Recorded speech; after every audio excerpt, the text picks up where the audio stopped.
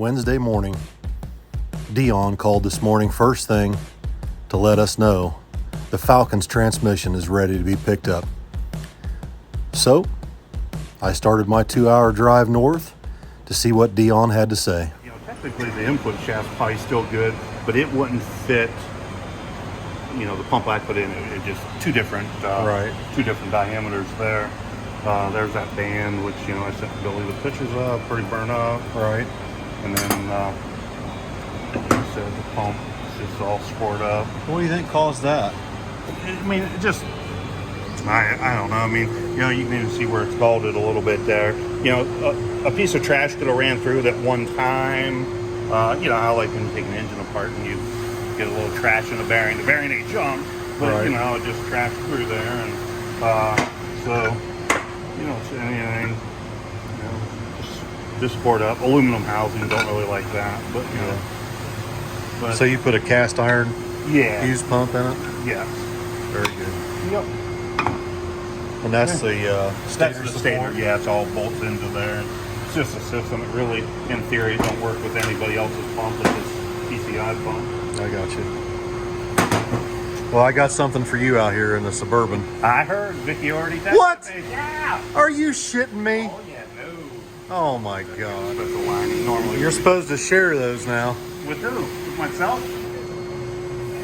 He's a diabetic.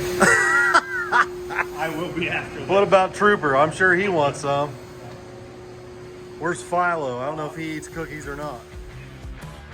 Now, there's just no way I can go up to Dion's and not say hi to Philo while I'm there. He's a good boy. Best shop cat I ever seen. Awful thankful for Dion for getting our transmission done so quick because he's been so busy up here at the shop. But the old Power Glide out of the Falcon looks fantastic. Hopefully it runs as good as it looks. Dion put a new pump, new input shaft, new servo, new clutches, all new gaskets, and buttoned this thing up. So we're ready to head home.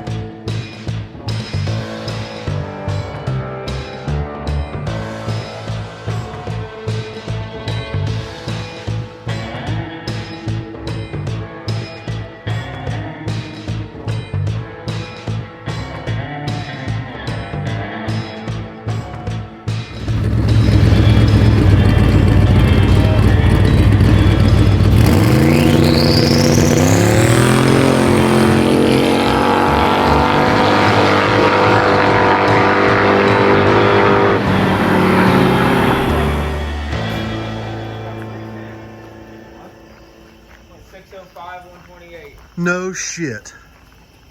Wasn't even on edge. That bitch would have taken way more out the back. It sounded like it was pulling a lot better, dude.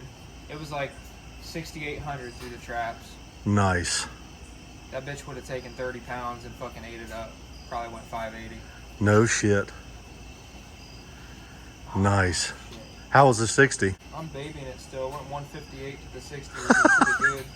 410 to the 330. I'm still shifting it like 2 seconds out, and it really doesn't need it. I could shift it farther out, and it would have went faster just on the same boost. Absolutely. Wow. It'll go fives right now. Wow. Big shout out to Vickers for getting us fixed up in 2 days. 3/10 faster, same tune. 3/10 just in the transmission alone, nothing else. Yeah. Well, and Same the tune. suspension settings, right? Same tune. All we did was change the suspension in the rear and fix the transmission. That's freaking amazing.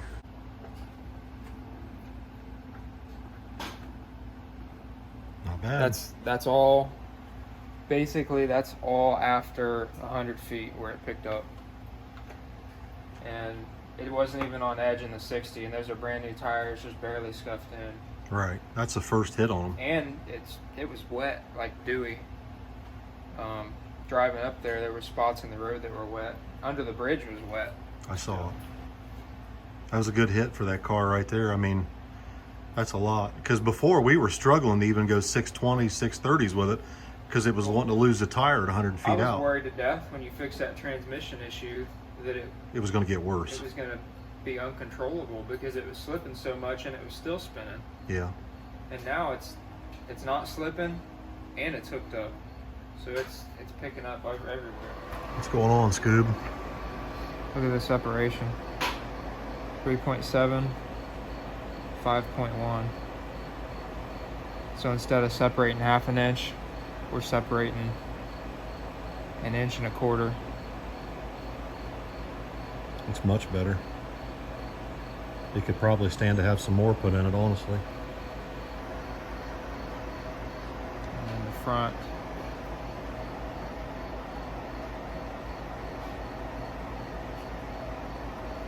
Front was topped out at 5.6 and then drops down. That's after the shift, it dropped the nose down because it took some G's away from it. Yeah. And it only shifted at 5,800. Shifted at 5,800. And at the finish line, it was at right at 7,000 at the finish line. Trans pressure was 250 to 260. All the way. Nice. Converter slippage 8%. I'm glad we didn't change that stator. Yeah, it's pretty tight, honestly. That's what I was worried about. I thought for sure if we changed that stator, we'd end up lost. Yeah. And you can see it's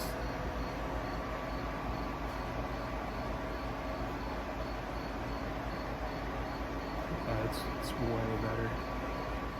So guys, pretty exciting stuff with the little Falcon. It's coming around pretty fast. Big thank you to Vickers at Vickers Performance Transmissions for getting us hooked up in 2 days, turning that transmission around, had all the parts in stock. I can't thank him enough. The Falcon is a player. There's no question. We feel that it'll take 30 pounds of boost out the back just like the truck will. And there's a good chance that it can run right with the truck with a little bit more tuning and a little more testing. So what we're hoping is that the Falcon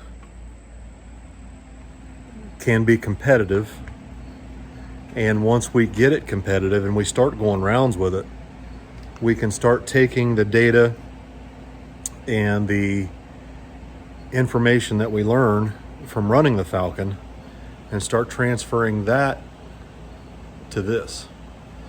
And there's a good chance that the trucks are both going to end up with a Holley ECU in them because it's just so much easier to tune everything through the Holley on the laptop the dump valves, the boost ramp, like everything, and it's all right there. It can graph everything out on one screen. It's amazing.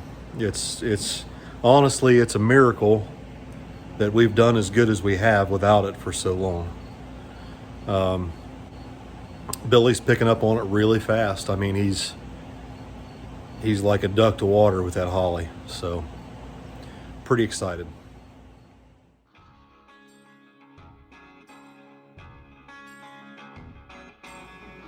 Well, guys, as we close the video out tonight, I can't help but think about the fact these kids are 25 and 19 years old. And I look at what they're accomplishing at such a young age and what I've accomplished in my years here on Earth. And I can tell you these kids are far more advanced at their age than I was. I can't imagine doing the things at 25 years old that Billy's doing, or at 19 years old, the things that Tommy's doing. What are these kids going to be capable of as they mature and they grow older?